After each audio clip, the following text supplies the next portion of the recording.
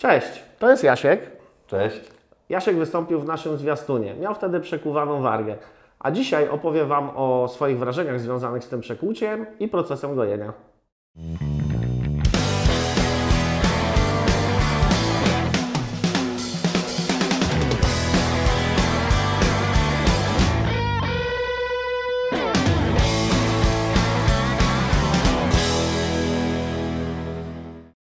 Przekłucie wargi to jedno z najpopularniejszych przekłuć. Najczęściej wykonuje się je po środku dolnej lub górnej wargi, ewentualnie po bokach, tak samo góra jak i dół. Przekłucia, które najczęściej wykonywałem, to jest Center Labred, Medusa, Monroe oraz Snakebites. Ostatnio do tych popularnych również dołączył Vertical Labred. Mniej popularnymi przekłuciami wargi są na przykład Dahlia, Vertical Medusa, czy chociażby właśnie Ashley, którego dwa przykłady ma Jasiek. Jasiek, powiedz mi, co Cię skłoniło do tego przekłucia? Stwierdziłem, że chcę przekucie inne niż wszystkie. No i spytałem się Ciebie o radę, jakie będzie dobrze wyglądało. No i posłuchałem się Ciebie i wybrałem właśnie Ashley. Standardowe przekłucie wargi goi się około 2,5-3 miesięcy. Czy Tobie też tyle czasu to zajęło? Nie, moje się goiło dłużej, około 4 miesięcy. A dlaczego aż tak długo trwało? Dlatego, bo moje przekucie różni się od zwykłego tym, że przechodzi przez czerwień wargową. A to niestety zajmuje trochę więcej czasu. Sprawdźmy, jak z Twoją wiedzą, Jasiu, na ten temat. Czy pamiętasz, czego nie wolno robić w trakcie gojenia? Na pewno nie można jarać fajek. Jak długo? No, najlepiej do czasu zagojenia. A czy wiesz, co jest dopuszczalną opcją w tym momencie? Nie wiem. Można palić papierosa elektronicznego, ponieważ nie zawiera on substancji smolistych, które bardzo pogarszają czas gojenia i wydłużają. A przede wszystkim to, co się wciąga, to jest zimna para, a nie gorący dym, który dodatkowo może ten kanał poparzyć. Czy wiesz, co jeszcze jest szkodliwe? Na pewno musimy unikać napoi alkoholowych. Jak długo? No, najlepiej tak ze 2 tygodnie. Bardzo dobrze. A dlaczego nie wolno spożywać alkoholu? Ponieważ co on robi? Tego nie wiem, musisz powiedzieć. Rozszerza naczynia, rozrzedza krew. Może to spowodować albo bardzo silne krwawienia, albo zwiększy się opuchlizna. Mogą się pojawić również wylewy po stronie błony śluzowej.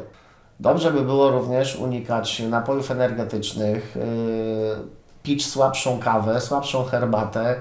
Napoje gazowane również w tym czasie nie są wskazane, ponieważ te bąbelki to z kolei jest dwutlenek węgla. On wcale nie pomaga w gojeniu. Jasiu drogi, czy Ty pamiętasz taki ciekawy punkt z tej informacji dotyczącej pielęgnacji, który najczęściej u wszystkich wywołuje uśmiech na twarzy? Pamiętam. U Ciebie też wywołał. A czego on dotyczył? Dotyczył on bliskich stosunków międzyludzkich.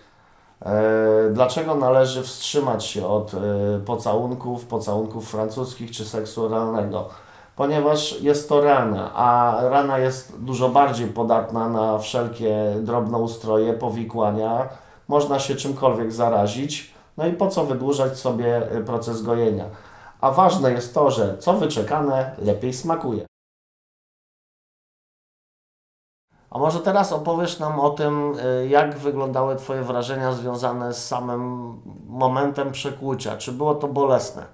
Popytałem się kilku osób, jaki jest ból przy przekuciu wargi, no i powiedzieli mi, że no nie jest to nic strasznego, więc stwierdziłem, że będzie w porządku. Natomiast no jednak okazało się, że jest to bolesne przekucie. No niestety, przekłucie typu Ashley boli na pewno bardziej niż standardowe przekłucie wargi, ponieważ przechodzi przez czerwień wargową, która jest bardziej ukrwiona i wrażliwsza. Czy miałeś jakieś problemy związane z gojeniem? Czy pojawiła się u Ciebie w ogóle opuchlizna? Jeżeli tak, to jak sobie z nią radziłeś? Tak, opuchlizna się pojawiła i naprawdę dała o sobie znać. Każde picie, jedzenie, wszystko było naprawdę bolesne. No, żeby sobie zaradzić, robiłem okłady z sody oczyszczonej. Czy wiesz, co można jeszcze poza sodą zastosować w przypadku właśnie takiej zwiększonej opuchlizny? Nie pamiętam, natomiast soda podziałała na tyle dobrze, że nie musiałem stosować żadnej innej metody. Poza sodą czyszczoną możecie również zastosować okłady, jak i półkanki z skory dębu. Na czas gojenia zakładam dłuższe kolczyki, właśnie ze względu na opuchliznę. Jasiek również miał dłuższe labrety założone i czy Ty miałeś jakieś problemy z tym związane? No pewno, jednak zahaczały mi trochę o zęby, troszkę mi doskwierały, więc nie mogłem się doczekać, aż wymienię je na krótsze. Wymieniłeś na ten sam materiał, który był założony na czas gojenia, czy wolałeś jakiś inny? Nie, pozostałem przy bioplaście, bo stwierdziłem, że oszczędzę tym swoje zęby. Najpopularniejszymi kolczykami przy tego typu przekłuciach są labrety. Można nosić labrety kolorowe. Właśnie Jasiowi zmieniliśmy i kuleczkę, i pręcik na czerwone. Mogą być labrety z kryształkami. Można nosić kółka, podkowy, twistery. Możemy tworzyć naprawdę bardzo kolorowe kompozycje z dostępnej biżuterii. To były najważniejsze informacje na temat przekłucia wargi. Jeżeli macie jakieś pytania, zadawajcie je w komentarzach. Subskrybujcie Lajkujcie. i polecajcie.